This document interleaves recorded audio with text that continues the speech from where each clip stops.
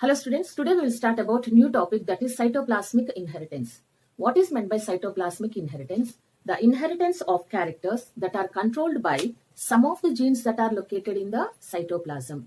And there is some name for such type of genes that is called as cytogenes. Now, if you see the sentence framing or definition of that cytoplasmic inheritance, inheritance of the characters that are controlled by cytogenes of cytoplasm. This cytoplasmic inheritance is discovered and given by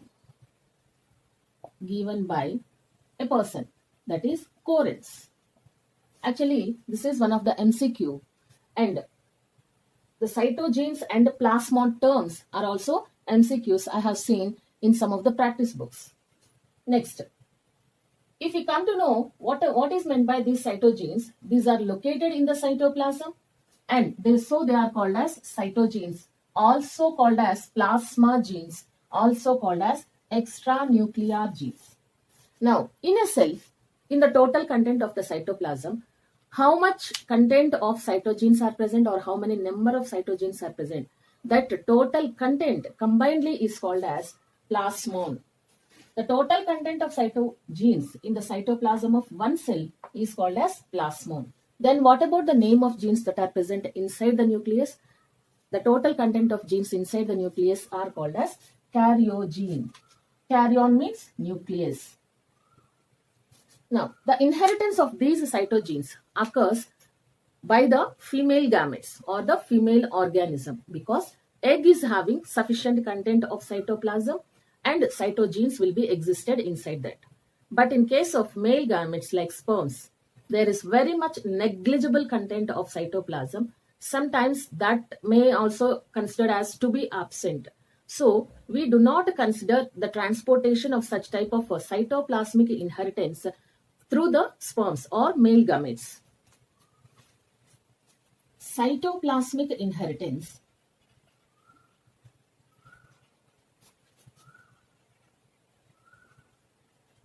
by chloroplast, because chloroplast is one of the organelle that is present in the cytoplasm, is seen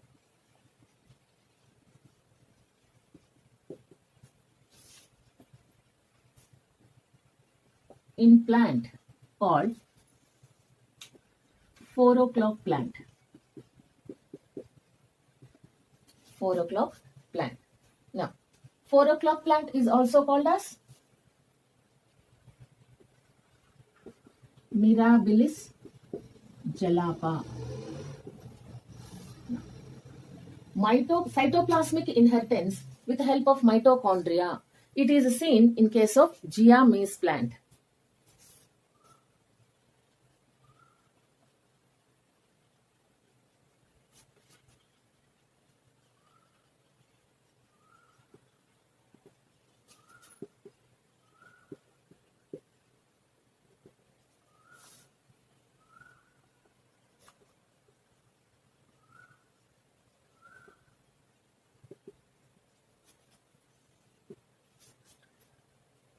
Now, this is discovered and given by Rodi. Okay. This person has given the identification that the genetic material, that is double-stranded, circular, naked DNA that is present in the mitochondria is responsible for cytoplasmic inheritance, means transferring of whatever the characters are there with the help of cytogenes. Now, here chloroplast and mitochondria are the two cell organelles in the eukaryotic cell that have double-stranded, circular, naked DNA. And so these both are called as autonomous organelles.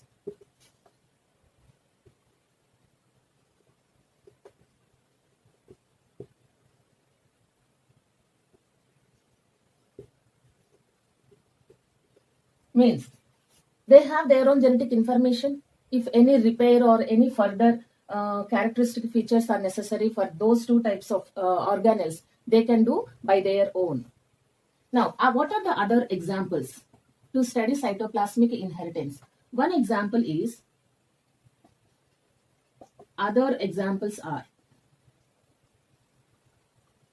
shell coiling, on snails. This is one example. Second example is kappa particles of Paramecium aurelia.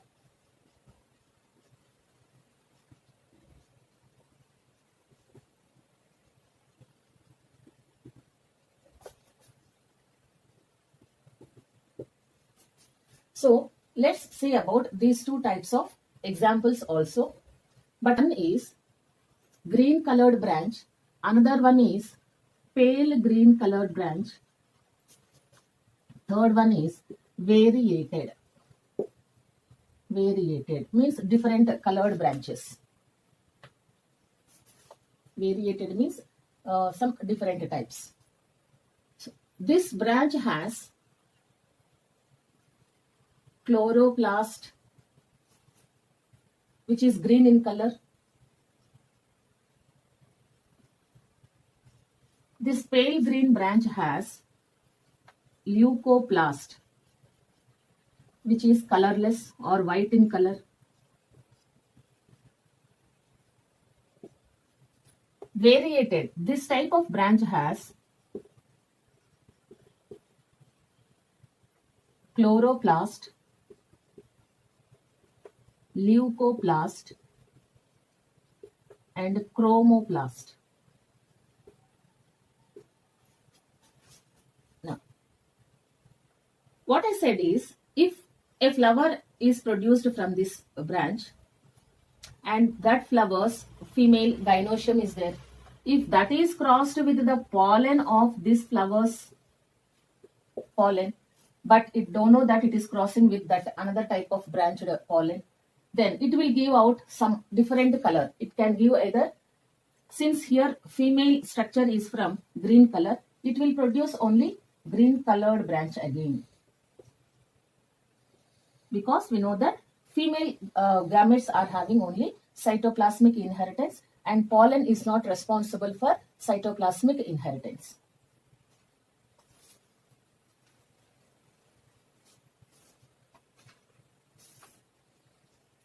If any flower that produces egg cell and if that egg is crossed or fused with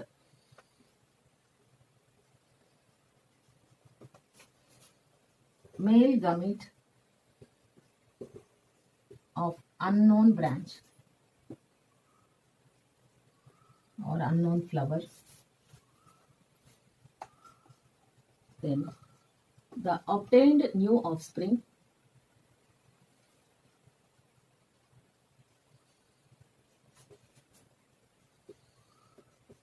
will be of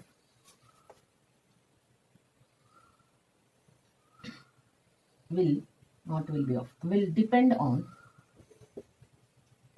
egg cytoplasm. Egg cytoplasm. This is what I have said just before.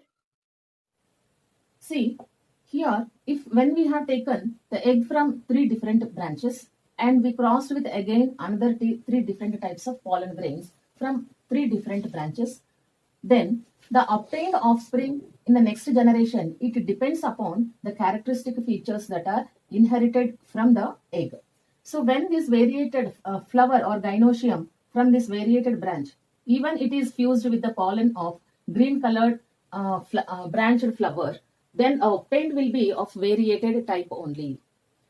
In the same way of this pale green also. Pale green branch is producing the egg. It is crossed with the pollen grain of some other different types of branches. Still the obtained offsprings will be of pale green. The same with green type of branch also. Here we can see whatever the characters that are exhibited in the offsprings are depending on the egg cytoplasm characteristic features and also the cytogenes only. Next, so example 1, shell coiling in snail. We see 2 different types of shell coilings. One is a right-handed helix that is clockwise directed and a left-handed helix that is anti-clockwise coiled type of shell. So the scientific name of this one or zoological name of this one is Limnaca. Yes. Peregrina. Limnaca peregrina. This is the scientific name or zoological name of the snails. The shell of snail contains a protein that is coded by the cytogenes.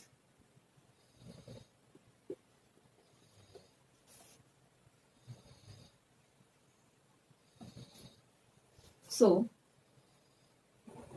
there are two types of shell sheets.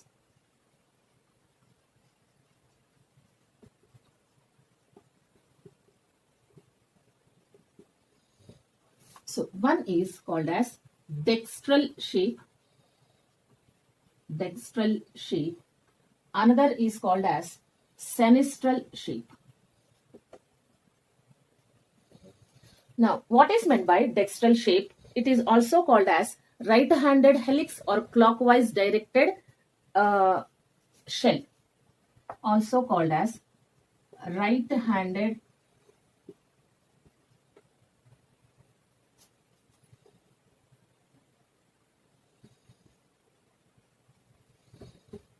coil or clockwise directed. Now, this dextral shape is considered to be due to only the dominant genes. Dominant genes, again, it means a gene exists in the form of alleles, and alleles are always in the contrasting pains, means two different types of characteristic features are exhibited by the one type of allele when they are having another type of alleles, like for suppose the dominant alleles are there.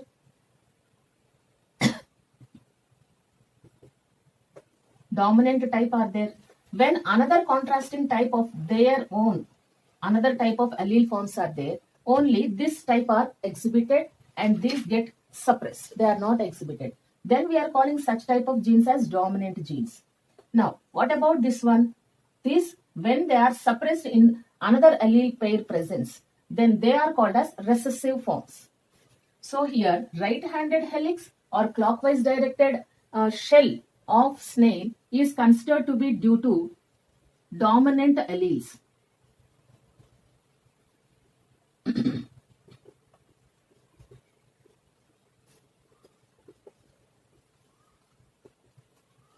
Now, sinistral shape. This is also called as left-handed helix or anti-clockwise directed.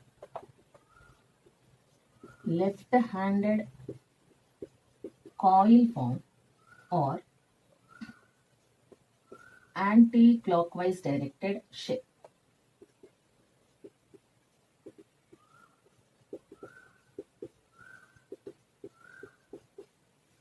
Now, it is considered to be due to recessive alleles.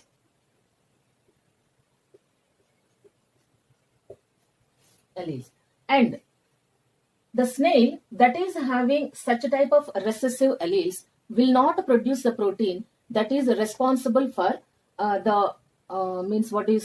right-handed helix form. So it has given anti-clockwise directed shell coil.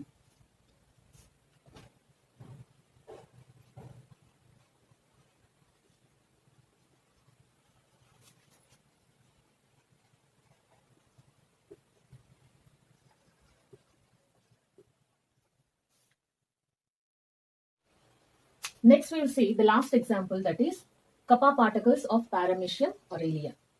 So, what are kappa particles? Kappa particles are also called as kappa organisms.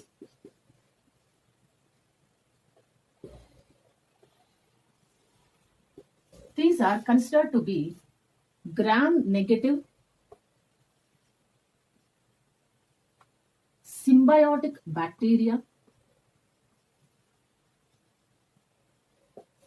that are present only in the cytoplasm of some strains of Paramecium.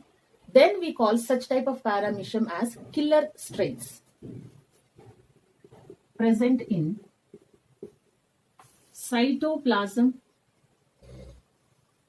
of some paramecium aurelia.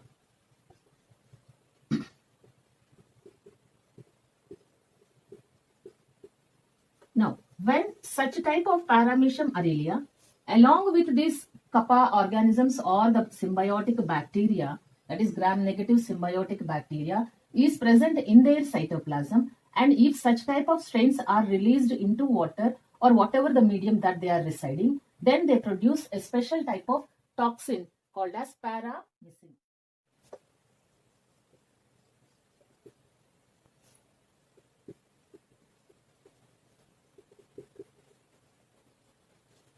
In two different forms. What is first form? So paramecium aurelia, this is the protozoan with the kappa particles.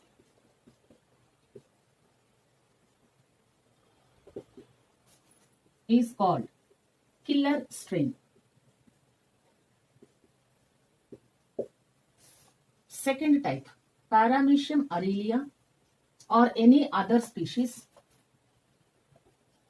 without kappa particles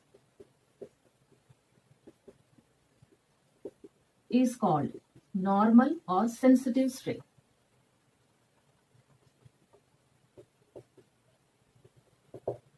Now, when this killer strain is released into the medium that it is residing, it produces a special type of toxin called as paramecin. Killer strain in medium releases toxin called paramecin. So, what is the nature of this paramecin? It kills all types of or other types of strains other than the means killer strains. Whatever are there, paramecium varieties, those are killed by this type of toxin called as paramecin.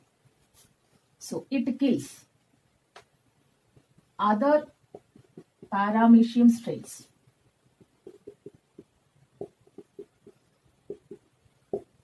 Now, these kappa particles are discovered by Sonneborn.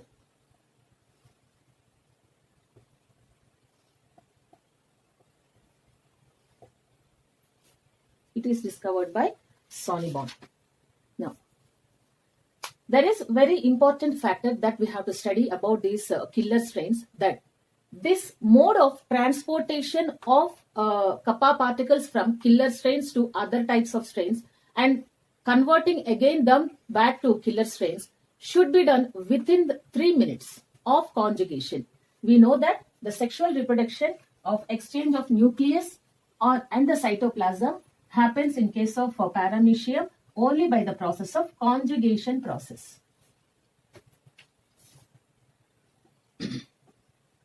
The sexual reproduction is called, in paramecium is called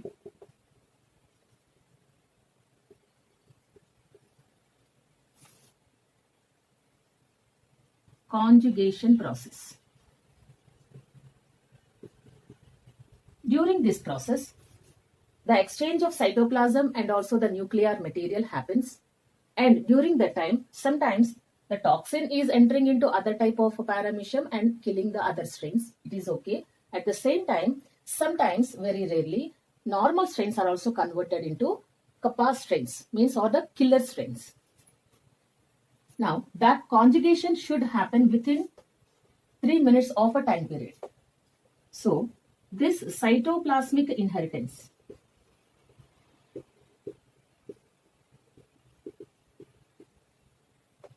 should happen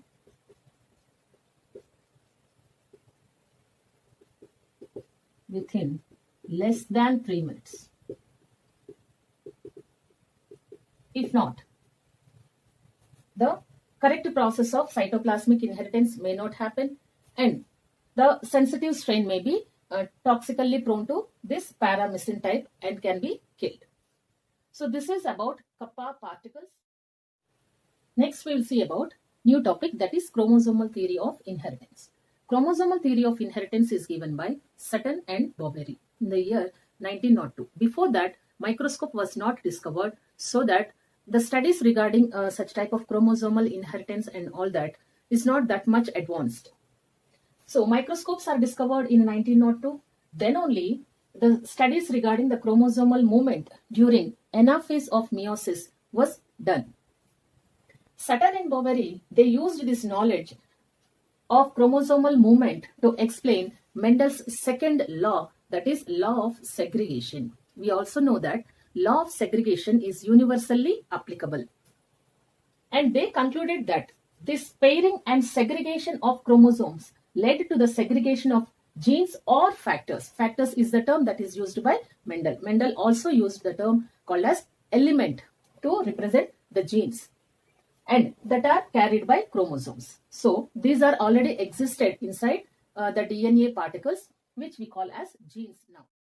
Among both the scientists, Sutton and Boveri, Sutton has united these Mendel's laws with that of segregating chromosomes during the anaphase, and he has united these both concepts and gave us chromosomal theory of inheritance.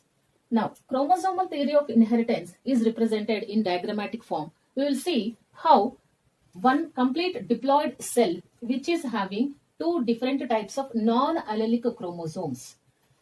We can also consider this one as homologous chromosomes also. Means here one set of chromosomes which are uniting, and these are another set of chromosomes which are uniting, but these both are being considered as homologous chromosomes separately, and they are segregated into the offsprings or the germ cells that are produced in the end.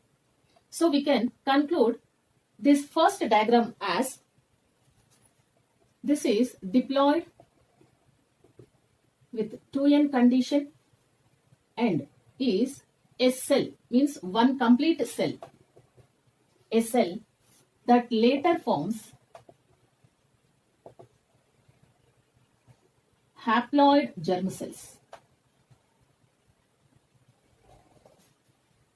Now, these both are considered as homologous, these both are considered as homologous chromosomes. This we can consider as the G1 stage of the interphase. During the G1 phase, chromosomes are arranged. Means these two chromosomes are responsible for one type of character.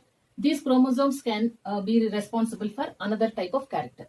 Suppose think that these are arranged in the G1 stage like this. Coming to the next stage, what happens in the G2 phase? The chromosomes which are existed like this, they will be converted after G2 and next in zygotine stage. Zygotine is one of the step or stage in prophase 1 of meiosis. So here the chromosomes are modified into bivalents, into bivalent forms. So the bivalent form of chromosomes is seen in the next second diagram here. So what are bivalent chromosomes? Bivalent is a means a stage of the chromosomes in which the homologous chromosomes are paired. For suppose think these two are side by side like this. Now, if they are arranged like this, then there will be crossing over in the next stage, that is packeting. But here I did not represent the crossing over because of lack of space here. But bivalent chromosomes are those which are ready to pair with each other. In the next stage packeting, they will cross and they will show the variations. So here, since two chromosomes are pairing, we call them as homologous chromosomes, and there are two number of chromosomes here that are going to pair. So we are telling bi. Bi means two different chromosomes or homologous chromosomes that are going to cross with each other in the next step. But at the same time, how many chromatids are there? 1, 2, 3, 4. 4 chromatids are there. So we can also give a term like this. At this stage, they also exhibit the tetrad form. Tetrad means 4 chromatids will be seen during the crossing over. Crossing over happens in pachytene. Now, here I did not show the crossing over, so I have written just the zygote term. Since two homologous chromosomes are going to pair, I have used the term like bivalent. It is the stage at which synapses will occur. Means how many number of centromeres are there in one set of homologous chromosomes? In case of bivalence, which are pairing, there will be 2 number of centromeres, 2 number of chromosomes, 4 number of tetrads. Tetrad is the term that we use for the chromatids that are present. So here we are seeing 2 sets of chromosomes which are responsible for 2 different types of characters. Now, this one we can say after zygote, it is going to the next step, that is anaphase. Anaphase 1. During the anaphase, the chromosomes are moved to opposite poles. So this can be considered as the pole where centrioles exist. This also can be considered as the poles. Means during anaphase, there is no splitting of centromere. Chromosomes will be moved to opposite poles as it is. Since we have taken 2 different chromosomes responsible for 2 different types of characteristic features, chromosomes are moved as it is to the opposite poles. Next, in telophase 1, there will be division of the cell into 2 different baby cells or the offsprings. This is just the finishing of meiosis 1 only. So after telophase, we are getting 2 different cells that have attained 2 different types of chromosomes according to this diagrammatic representation. Now, after that, again, these have to enter into meiosis 2. So, after telophase 1 and obtaining of 2 cells with 2 different sets of chromosomes, by this we are telling each cell is haploid in condition because the number of chromosomes have become to half in each baby cell. Now entering into meiosis 2, and the diagrammatic representation which I have shown here indicates anaphase 2. Anaphase 2. After in anaphase, what is happening? The anaphase 2, what is happening? The splitting of chromosomes. This one, here.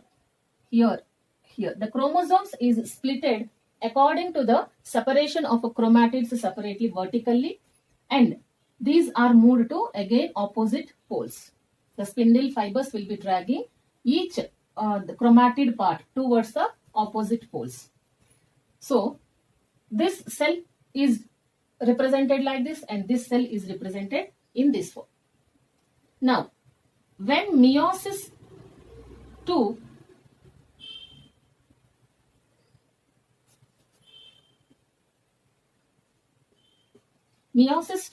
is ending, then the stage will be telophase 2. Telophase 2. In the telophase 2, each cell shows a division that is equal to mitosis. So we are getting again the same haploid number of cells. Meiosis 2 is equal to mitosis. Again I am telling at anaphase 1 there is no centromere splitting, but at anaphase 2 there is splitting of the centromeres and we are getting same haploid type of germ cells